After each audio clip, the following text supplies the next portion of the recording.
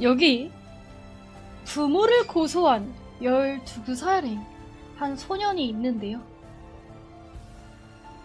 이 어리고 어린 12살의 소년은 도대체 왜 부모를 고소한 걸까요?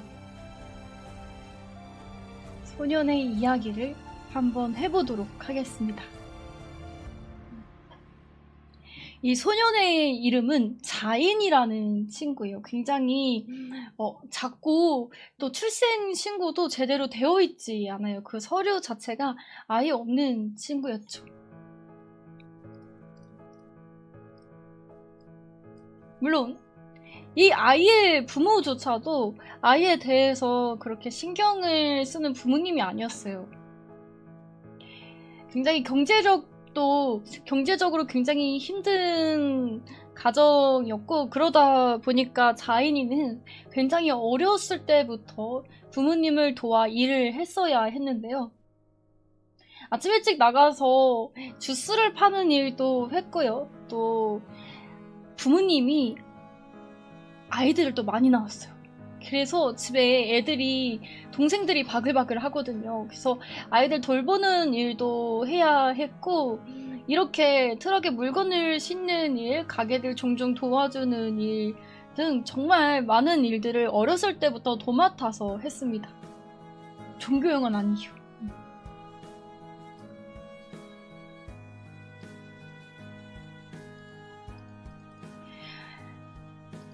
이렇게 부모님 일을 도우느라 학교를 갈 시간은 없는 거예요. 그래서 이 친구는, 자인이는 학교를 가기보다는 사회에 나가서 사회를 먼저 배운 친구였어요. 그러다 보니까 또래 친구들보다도 훨씬 더 어른스러운 친구였죠.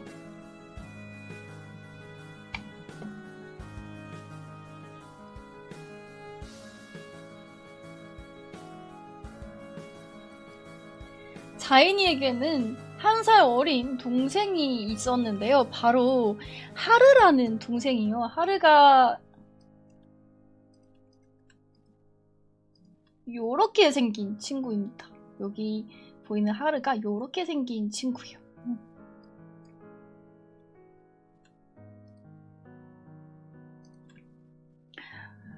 이제 하르가 처음으로 생리를 하게 되었습니다. 자인이는 하르가 일어났던 자리를 보니까 뭐가 묻어있는 거예요. 그래서 자인이가 이거 뭐지? 하고 자세히 보니까 이게 피가 난 거구나 라는 것을 깨닫게 됩니다. 하지만 자인이네 부모님은 이런 거에 대해서 케어를 해주는 사람이 아니었어요. 보통 부모님 같으면 너 생리를 하니까 이제 이렇게 해서 생리대에도 구입을 해야 되고 이런 식으로 처리를 하면 되고 이거는 이래서 몸에 변화가 생기는 거야 라고 설명을 해주셔야 되는데, 자인이네 부모님은요, 그런 마음적인 여유도 그리고 경제적 상황도 안 됐고요. 무엇보다 아이들을 진심으로 사랑을 하는 건지 아니면 그냥 아이만 이렇게 낳는 건지 삶에 그저 지쳐 보이시기만 하셨죠.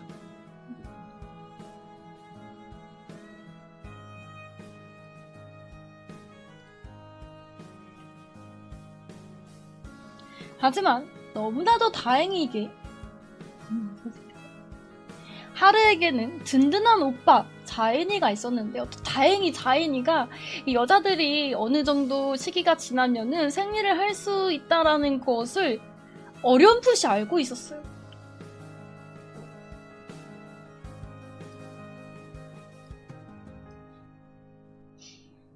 자인이는 선수 동생의 빨래를 해주기도 하고요. 그 옷을 벗어가지고 그 피가 날 때는 이걸로 좀 처리를 하고 그런 것들을 잘 버리라고 이야기를 하기도 합니다. 그리고 팬티는 아무데나 버리지 말라고 조언을 해주기도 하죠. 알게 된 이유가 있는데요. 그 이웃집에 이제 하루뿐만 아니라 다른 친구들 중에서도 아무래도 이 생리를 하는 친구들이 있었고, 이제 자인이가 건너 그 친구들의 이야기를 들으면서 알게 된 거였죠. 아닙니다. 근데 이 지금 이 친구들이 사실은 집에 아무래도 돈이 많은 집이 아니다 보니까 특히나 여자아이들 같은 경우는 어느 정도 나이가 좀 들다 보면은 결혼이라는 이름 하에 어느 집으로 이렇게 팔려나가는 일이 많았어요. 그러니까 자인이가 덜컥 좀 겁이 나기도 합니다. 그래서 이거를 그 누구에게도 절대로 말하지 말라고 일러두죠.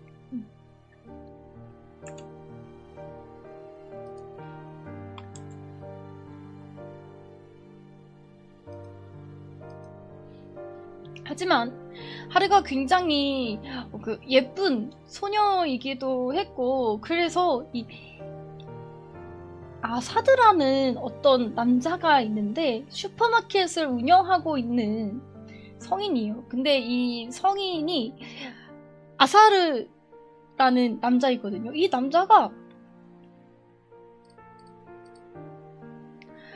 하루에게 계속 찝적대기 시작해요.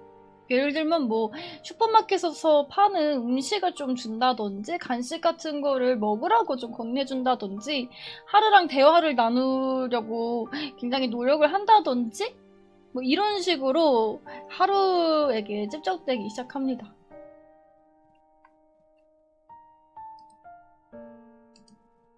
그리고 자인인의 부모님은요, 지금 집세 때문에 너무 머리가 아팠어요.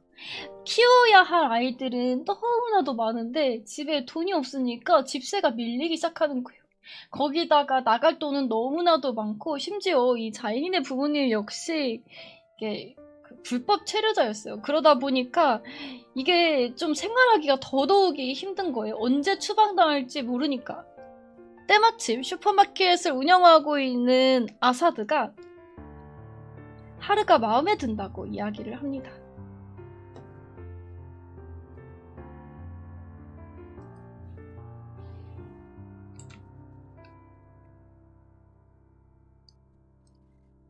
아사드는 이 11살짜리 소녀와 결혼을 하기 위해서 하루에 부모님 집에 찾아뵙게 되고 이 어른들의 대화가 오고 나는데요.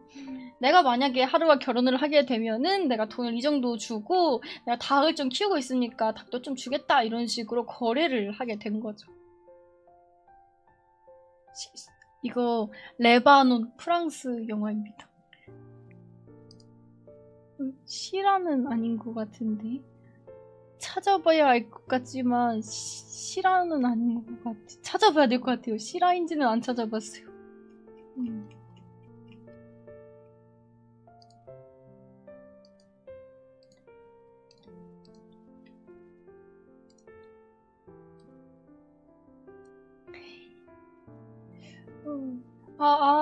맞죠, 이거 맞죠.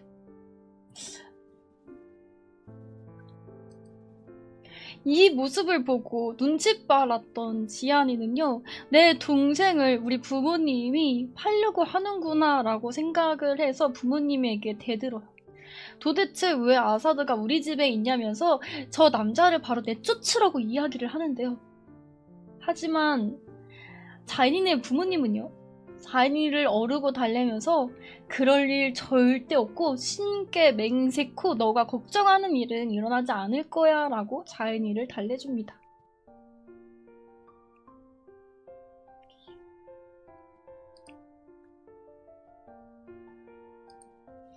물론 자인이뿐만 아니라 하루 역시 나는 정말로 저 남자와 결혼하기 싫다면서 부모님에게 말씀을 드렸지만 자인이네 부모님은 절대 하루의 말을 귀담아 듣지 않았어요. 오히려 하루가 이 남자하고 결혼을 하고 나서 도망쳐서 이 집에 올까봐 그거에 걱정돼서 하루를 다그치고 이렇게 머리끄댕이를 잡고, 심지어는 이 어린 소녀를 때릴 데가 어딨다고 이렇게 철썩철썩 때리기까지 하는데요.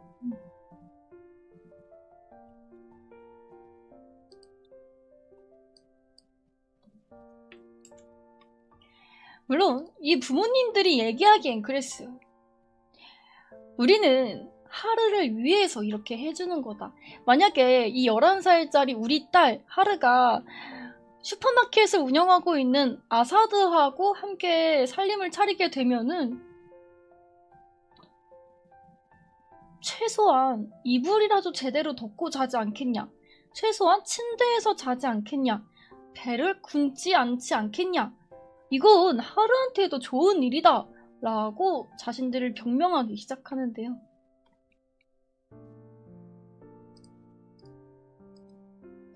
이제 추후에 자인이가 부모를 고소하게 되잖아요. 이때 이제 부모가 변명을 하기 시작하는데 본인들은 곧 죽어도 우리가 하르를 위해서 그랬다고 본인들을 변호하고, 이 아이가 죽은 거, 아이가 이렇게 팔려갔다는 것보다도 오히려 내가 이 재판에 섰고 이 재판을 받고 나오면은 마을 사람들이 우리를 어떻게 볼지, 사회적 비판을 더 걱정하면서 마치 반성이라고는 정말 그들에게는 존재하지 않는 것처럼 보이게 됩니다.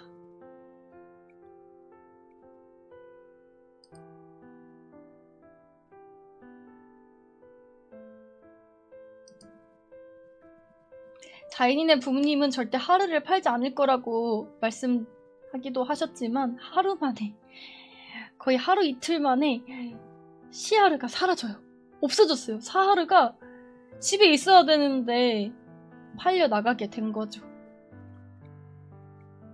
자인이는 너무나도 충격이 컸어요. 특히 연년생이잖아요. 그러다 보니까 더욱이 각별했단 말이에요. 결국 자인이는 그래, 내가 이 집을 당장 나와가지고 이 지긋지긋한 집에서 벗어나자 라고 생각을 합니다. 그래서 가출을 하게 되는데요. 문제는 지낼 곳이 없는 거예요.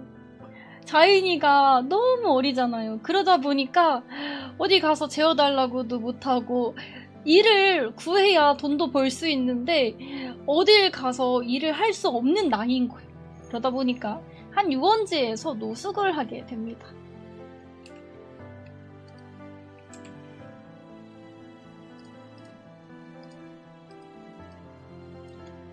유원지에서 노숙을 하기도 하고 가게들을 찾아다니면서 사장님, 저 진짜 일 잘할 수 있는데 저 한 번만 써주시면 안 돼요?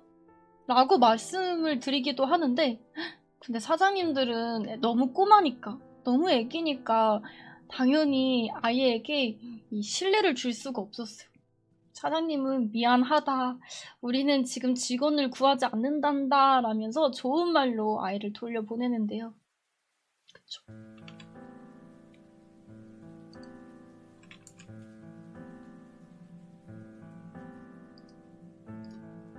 한편 이 유원지에는 티케스트라 라힐이라는 여자가 있었습니다.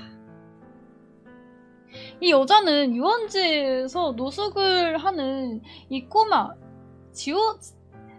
자인이를 종종 눈여겨봤거든요. 그래서 같이 대화도 나누는데 또 자인이가 굉장히 눈에 밟히는 거예요. 이 12살짜리 꼬마애가 노숙을 하는 데다가 심지어는 보니까 돈도 없어 보여요. 가진 게 아무것도 없고 배도 고파 보여요. 그래서 이 마음씨 좋은 나혜리가 자인이에게 밥도 사주는데요.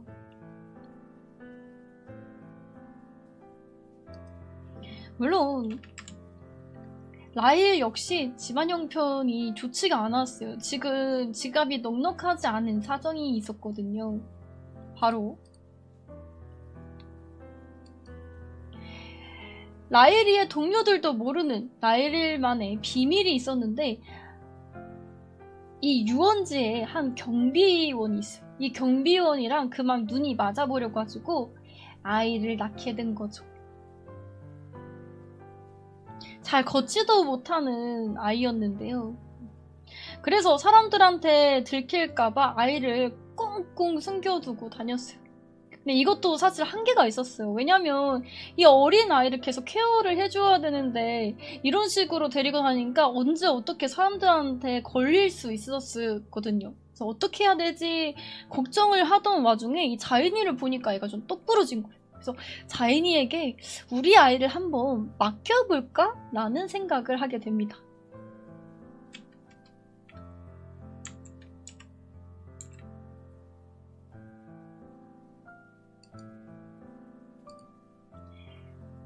라일이가 직장 동료들에게까지도 내 아이의 존재를 밝힐 수 없었던 건 그녀 역시 불법 체류자였기 때문인데요.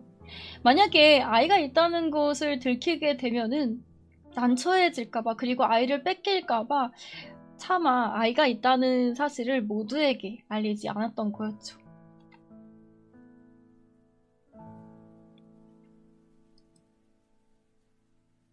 물론 라일이가 자인이에게 우리 아이를 돌봐줘 라고 했던 제안은 자인이에게도 너무나도 고마운 제안이었어요. 자인이는 지금 당장 먹고 지낼 데가 없는데 만약에 이 아이를 돌보게 된다면은 이 집에서 계속 지낼 수 있었거든요. 그리고 라일이라는 이 누나가 또 되게 착해 보여요. 보니까 막 애기도 너무 이렇게 아끼고 자인이가 생각했던 이성적인 어머니의 모습이었죠. 자인이에게는 거절할 이유가 없었습니다. 그래서 이날부터 라일이의 자식 요나스라고 하는데요. 이 요나스라는 아기를 자인이가 또 알뜰살뜰 잘 보살펴주게 돼요. 근데 자인이가 또 이게 되게 듬직한 게 12살이지만 자인이는 어린 동생들을 손수 케어를 해주었던 맏 오빠였어요. 그러다 보니까 자인이가 아이를 돌보는데 너무 잘 보는 거예요. 콜리님 어서 오세요. 너무 잘 봐요. 애를 막 울면은 이렇게 잘 다독여줘. 우유를 어떻게 먹어야 되는지도 알고 아이도 잘 안아 이러다 보니까 처음에는 라일이도 이 어린 아이한테 내 아이 요나스를 맡기는 게 맞나? 라는 고민을 하기도 했지만 며칠 지나자 라일의 이런 걱정이 물밀듯이 다 씻겨져 나가버리죠.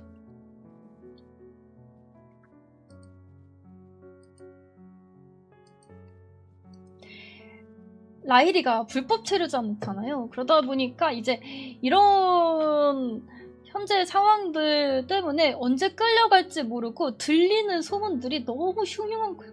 요즘 불법 체류자들을 대거로 이렇게 검사를 해가지고 만약에 걸리면은 추방된다던가 이런 이야기들이 너무 많이 들려버리니까 발등에 불이 떨어진 라일이는 어떻게든 위조 신분증을 만들어야 했어요.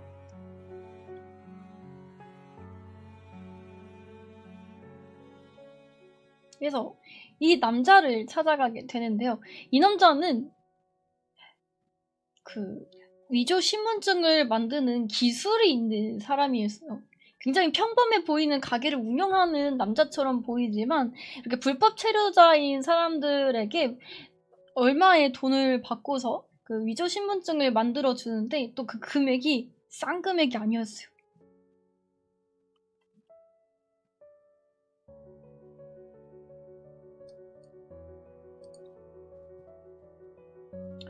라일이는 이 남자에게 찾아가서 내가 이 정도의 돈을 어떻게든 마련을 해왔는데 당신이 원하는 금액은 미처 맞추지 못했다. 제발 내 아이도 있고 하니까 제발 어떻게 좀 한 번만 해주면 안 되냐고 애걸복고 하지만요. 남자는 아예 냉정한 칼과도 같았죠. 당신이 돈이 없으면은 나는 해줄 수 없다면서 1,500만 달러를 가지고 오라고 이야기를 하는데요. 1,500달러?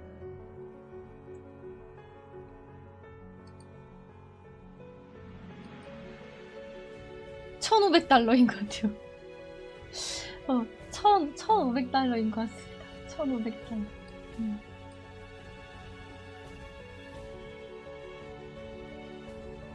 아, 1,500달러인 것 같습니다. 1,500달러. 1,500달러인 것 같습니다. 죄송해요. 1,500달러인 것 같습니다. 키스님, 좋은 하루 보내세요. 콜리님도 어서오세요. 반갑습니다.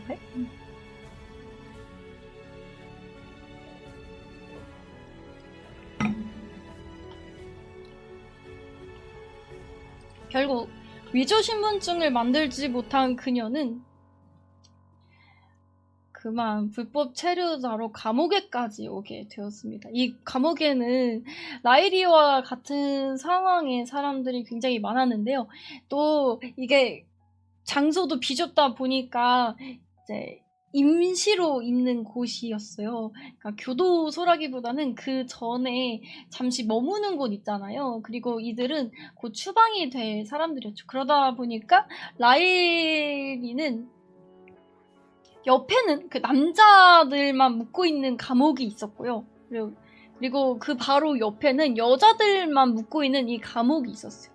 수용소 같은 곳이었죠. 그래서 왼쪽에는 남자들만 묵고 있는 감옥, 그리고 또 오른쪽에는 여자들만 묵고 있는 감옥인데 그 쇠창살로 막혀 있어가지고 서로의 얼굴은 볼 수 없지만 왼쪽에 남자 목소리가 들리고 오른쪽에는 여자 목소리가 들려서 서로 대충 이 소리는 들리는 그런 같은 공간에 있는 곳이었습니다.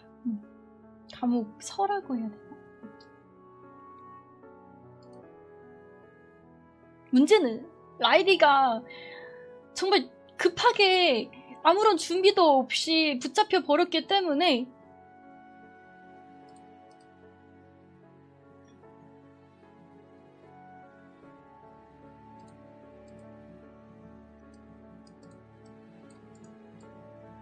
자인이가 이 사실을 꿈에도 몰랐어요. 밤새 기다렸는데 라일이가 오지 않는 거예요. 이 갓난 아이. 어머니가 오지 않으니까 자인이는 덜컥 겁이 나기 시작합니다.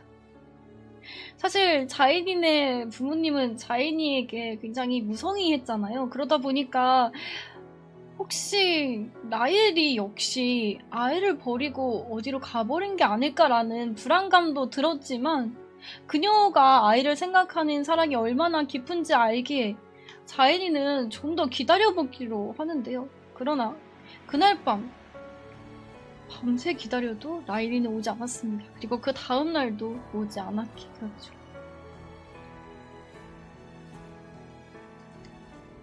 엄마가 보이지 않으니까 갓난애기 요나스는 칭얼칭얼 거려요. 자인이는 자기도 애기인데 이 갓난애기를 안고서 얼어 달래면서 결국 밖으로 나오게 되는데요. 그렇게 시장 곳곳을 돌아다니게 됩니다.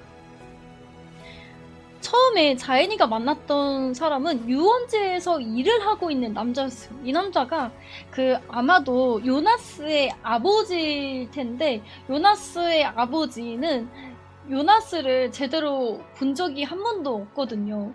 라일이에게 이야기만 전해 들었어요. 그래서 이 남자는 이 요나스를 이날 처음 보게 됩니다. 근데 모르는 척을 해야 되잖아요. 만약에 내가 이 아이를 아는 척을 하고 라일이가 나랑 좀 그렇고 그런 사이다라는 것을 솔직하게 털어놓으면 이 요나스를 내가 앞으로 맡아서 키워야 될지도 모르잖아요. 그러다 보니까 이 남자가 입을 싹 닫고 모르는 척을 해요. 그러면서 라일이가 집에 안 들어왔다고? 그럼 한번 시장에 가봐. 시장에 가면은 그 눈이 오드아이인 한 남자가 있어.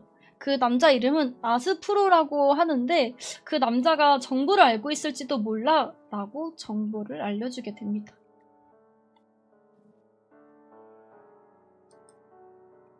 바로 이 남자였는데요. 라일이가 신분증 좀 만들어 달라고 했을 때 거절을 했었던 그 남자였죠. 이 남자는 요나스와 자인이를 한 번씩 쳐다봅니다. 무슨 꿍꿍이가 생긴 건지 아니면 이게 돈이 될 거라고 생각했는지 정확하게는 모르겠지만 요나스를 입양시켜줄 수 있다고 자기가 좀 더 좋은 집안으로 입양시켜줄 수 있다고 이야기를 해요.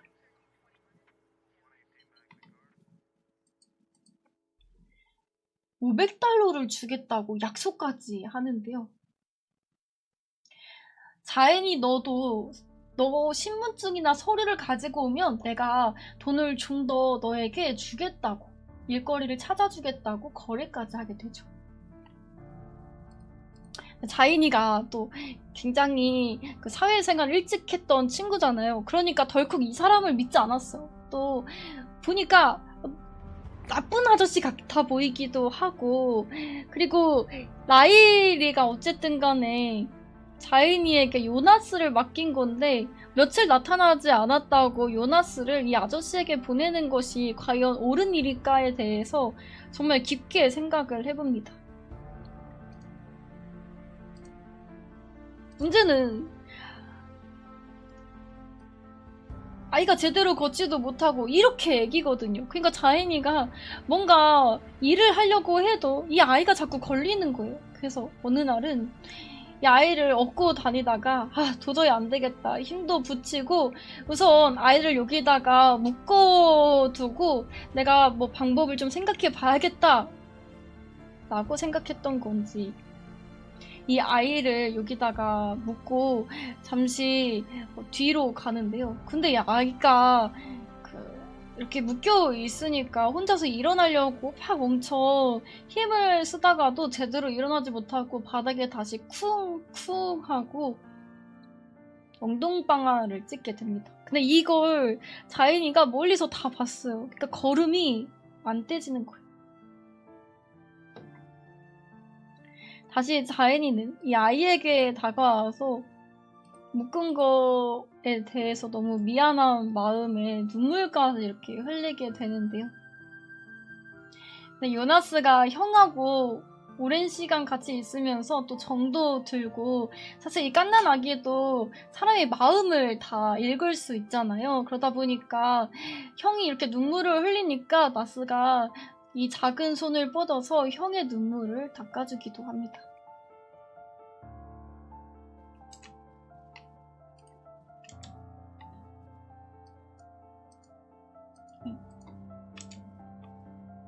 하지만 현실은 더 냉혹했어요. 라일이가 사라지자 라일이가 지냈던 그 집도 집세를 내지 못하게 되기 시작하고 그리고 하루아침에 그 집 주인이 여기 나가라고 이야기를 하기도 합니다. 그래서 자인이가 어쩔 수 없이 이 갓난 애기 요나스를 데리고서 또 그 집을 나와요. 그러니까 잘 곳도 없어지게 된 거죠. 이제 자인이에게는 방법이 없었어요. 결국 이 아스프로의 가게에 찾아가서 내가 지금 요나스를 데리고 있는데 당신이 말한 거대로 요나스를 좋은 곳에 보내줄 수만 있다면은 지금 라일이도 없고 하니까 요나스를 당신에게 믿고 넘기겠다라고 이야기를 합니다. 그리고 아스프로는 걱정하지 말라면서 돈을 챙겨주는데요. 분명 아스프로가 500달러를 주겠다고 이야기를 했거든요. 근데 막상 돈을 세보니까 이 500달러가 되지 않는 거예요. 그러니까 약간 좀 어린 아이기도 하고 그러다 보니까 중간에서 좀 띵겨 먹기도 한 것 같아요. 그러면서 자인에게는 너희들이 먹는 식비도 있고 들어가는 돈도 있는데 500달러를 다 어떻게 주냐고 막 다그치기도 하는데요. 결국 나스는 아스프로의 손으로 넘어가게 됩니다. 그리고 이 아스프로는 또 얼마의 돈을 받고 또 좋은 집에 넘겨주겠다는 명목 하에 뭔가 돈 될 만한 일들을 찾고 있었겠죠. 아스프로는 자인이에게 내가 좀 더 일을 소개시켜줄 수 있으니까 서류를 가지고 오라고 해요. 신분증 같은 거.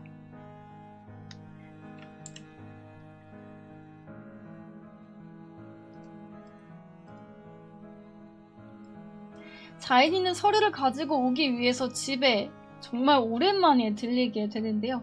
이 부모님 입장에서는 집 나갔던, 가출했던 자인이가 집에 들어온 거잖아요. 그러다 보니까 너무 걱정되기도 했지만 또 한편으로는 괘씸하죠. 자인이네 어머니 아버지는 지금까지 도대체 어디에 있었던 거냐면서 자인이를 다그치는데요. 자인이는 자기 신분증이 어디에 있냐고 서류를 좀 찾아가고 싶다고 이야기를 합니다. 하지만 자인이에게는 신분증이나 서류는 존재하지 않았어요. 이 출생신고도 제대로 하지 않은 아이였고 심지어는 이 불법 체류를 한 상태에서 아이를 낳았기 때문에 자인이 또한 이 불법 체류자였는데요. 그러다 보니까 자인이가 가져갈 수 있는 서류는 그 어느 것도 이 세상에 존재하지 않았습니다.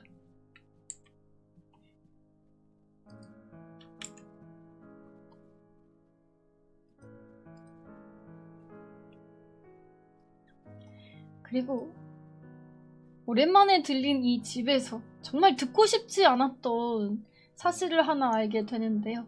시집을 갔던 연년생 동생 사하르가 결국 아사드의 집에서 무슨 일 때문인지는 모르겠지만 죽었다는 거예요.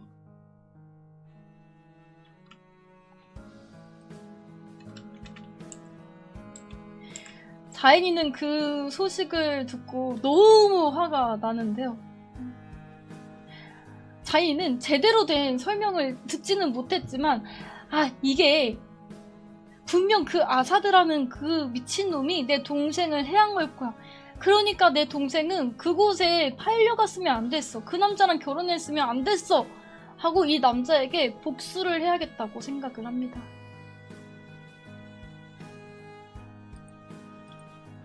칼을 한 자루 챙기는데요.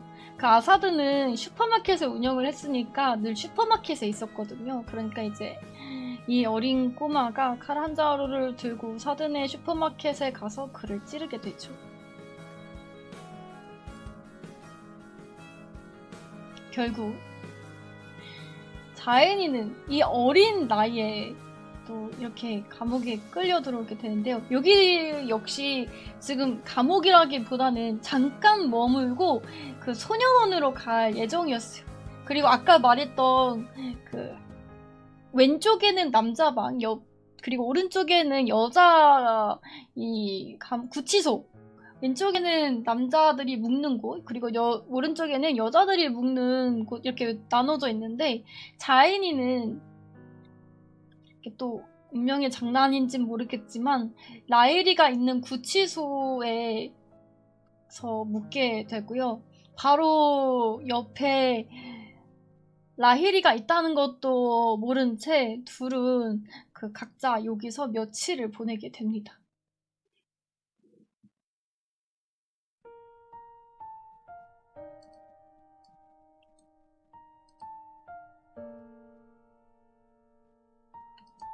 한편 이건 나중의 일인데요. 자인이가 고소를 하게 되고 이제 판사가 도대체 이 아이가 왜 그런 행동을 했는지, 그리고 왜 아이가 부모를 고소하고 또 사람을 찔렀는지에 대한 이 재판을 진행하게 되는데, 자인이가 찔렀던 아사드라는 남자는 죽지 않았어요. 그는 사하르에 대해서 이렇게 설명을 하는데요. 아니 도대체 뭐가 문제냐. 우리 장모님도 11살쯤에 결혼을 했고 이 동네 사람들도 보통은 이 여자애들도 11살, 12살 되면은 다 결혼을 한다. 근데 도대체 뭐가 문제인지 모르겠고 자기는 이 11살 아이랑 결혼을 했으니까 부부니까 이제 잠자리를 가졌는데, 근데 이 11살 아이가 그 어린 나이에 결국 2~3달 후에 임신을 하게 되었는데 하혈을 너무 많이 했다는 거예요. 그래서 본인은 아이가 하혈을 하네, 내가 빨리 병원에 데려가야겠다 라고 생각을 해서 병원에 데려가려고 했는데 아이가 이미 죽어버렸다는 거죠. 그래서 치료를 제대로 받기도 전에 아이가 죽었다 이렇게 자기를 변명하게 되는데요.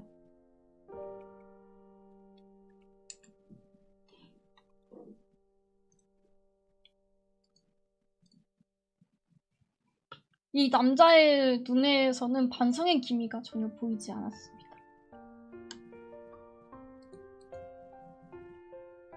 한편 라엘이는 이 구치소에서 풀려 나오면서 저기 남자들이 갇혀져 있는 저 방에 자인이가 있는 것을 보게 된 거예요.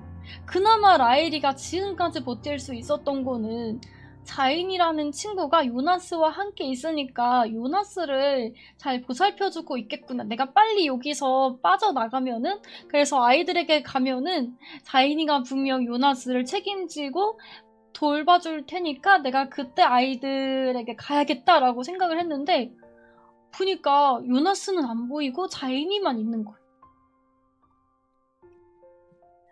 깜짝 놀란 라일이는 끌려가면서 자연이에게 대체 요나스 어딨냐고 물어보는데요.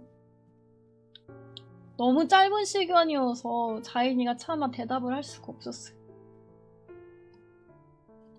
정말 순식간에 라일이가 또 다른 곳으로 끌려갔기 때문이었죠.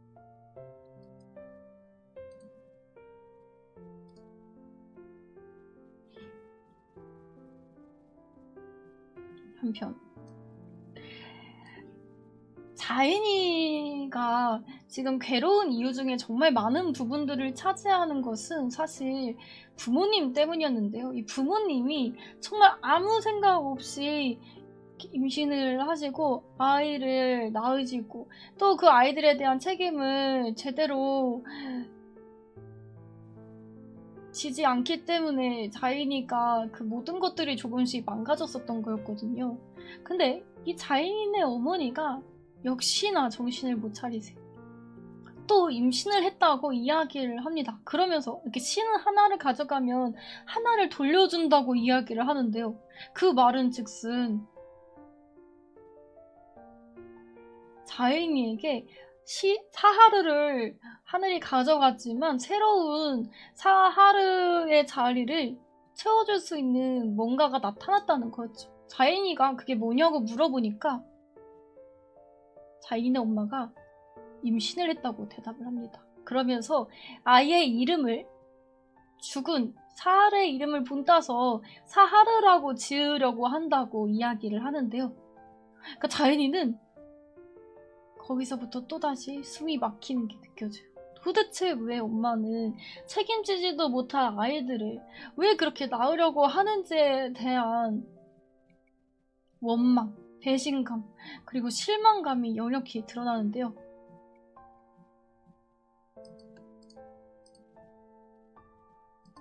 결국 자인이는 부모님은 절대로 바뀌지 않겠다 생각을 하고 이 소녀원에서 전화를 한 통 걸게 됩니다.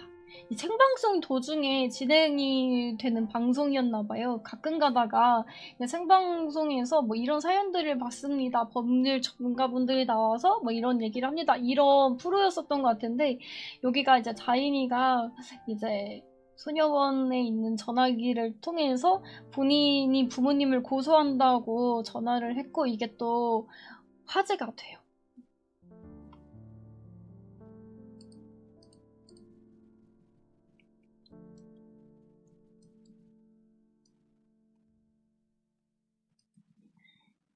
자인이는 정말 좋은 사람이 되고 싶었어요. 그리고 자인이가 물론 이렇게 보면은 굉장히 책임감이 넘치는 친구이고 나이에 비해서 굉장히 어른스러운 친구잖아요.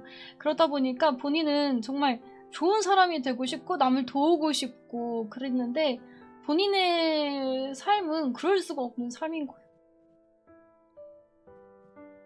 그리고 곧 태어날 아이 역시 자기와 같은 삶을 살 거라는 공포감 또한 있었는데요.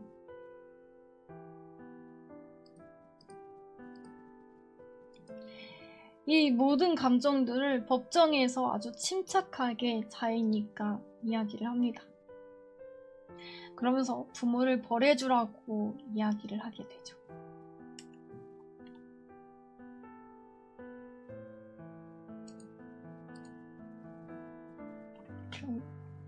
과연 자인이는 자신이 원하는 대로 좋은 사람이 또 좋은 어른이 될 수 있을까요? 아니면 이미 좋은 사람이 된 걸까요? 과연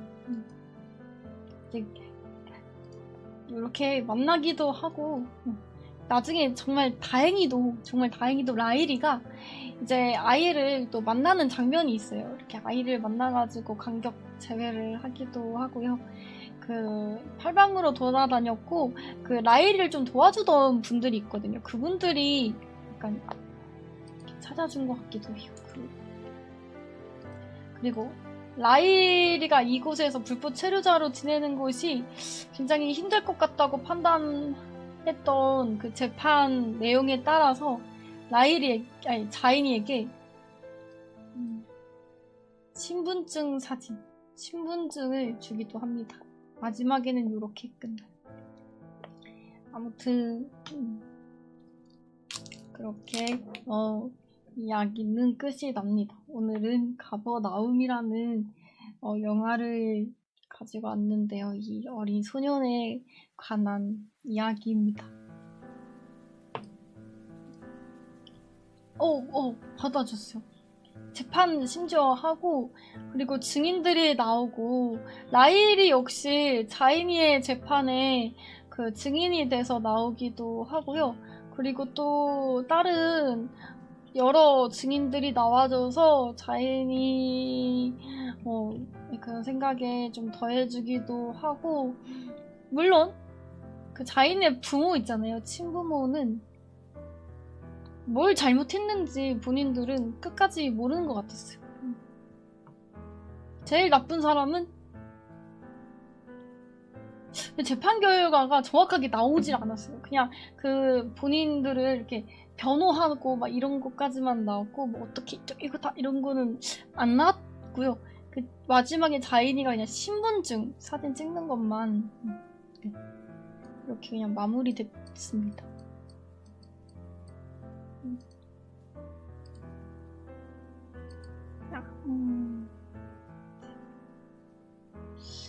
끝입니다. 끝. 자인이 행복해.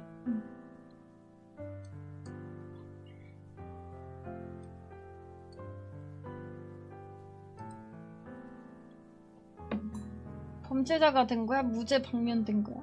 자인이는 원래 5년형을 받았거든요. 사람을 찔러가지고.